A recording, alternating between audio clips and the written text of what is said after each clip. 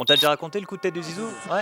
Ouais, bon, on te l'a mal raconté. Aujourd'hui, je te parle du plus beau geste de l'histoire. Écoute, on est le 9 juillet 2006. La France est en finale de Coupe du Monde. VG Dream n'existe pas encore. Du coup, c'est Koé qui se charge de l'hymne. Arrête, enlève cette merde. La France affronte l'Italie au stade mythique de Berlin. Les Italiens, c'est pas nouveau, on les déteste. 6 ans plus tôt, on leur faisait reboucher le champagne à coups de grandes frappes sous la barre. Zidane, lui, joue le dernier match de sa carrière et on avait tous envie de chialer. Et Zizou, c'est le plus grand palmarès français. Il y a lui et Romain Gavras. On va voir un peu son œuvre à Romain, ouais, je te le dis. La finale par force, 7ème minute de jeu, Zidane va faire le geste de sa vie, la plus belle panenka de l'histoire. Toi t'as grandi avec celle de Brahim Diaz, tu m'étonnes que tu sois en échec scolaire. L'Italie égalise derrière grâce à Marco Materazzi, qu'on appelle aussi le de sa...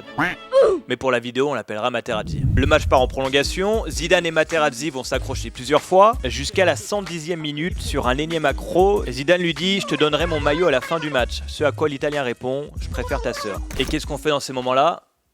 Comment ça on donne le numéro de sa sœur? T'as été élevé par Dupont de Ligonnès ou quoi? Si on te fait ça, on répond. Il fait quelques pas devant lui, se place en face et lui envoie un magnifique coup de tête dans le plexus. Ah, tu peux pas mieux la placer. L'arbitre, lui, ne voit pas le coup de tête. C'est son 4ème arbitre qui va lui dire à l'oreillette comme une grosse balance. Hein? Comment ça, c'est son job? Tu veux être arbitre maintenant? Tu te fais raqueter à l'école? L'arbitre de la rencontre, évidemment, fait confiance à son assistant et sort le carton rouge. Les dernières images de Zidane sur un terrain sont donc cette sortie jusqu'au vestiaire. Tu connais rien à la tristesse, gamin, t'as rien vécu, toi. Derrière, l'équipe de France s'inclinera au tir au but, et donc la morale de l'histoire, c'est...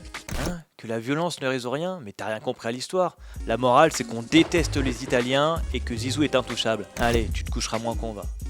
Pas compliqué.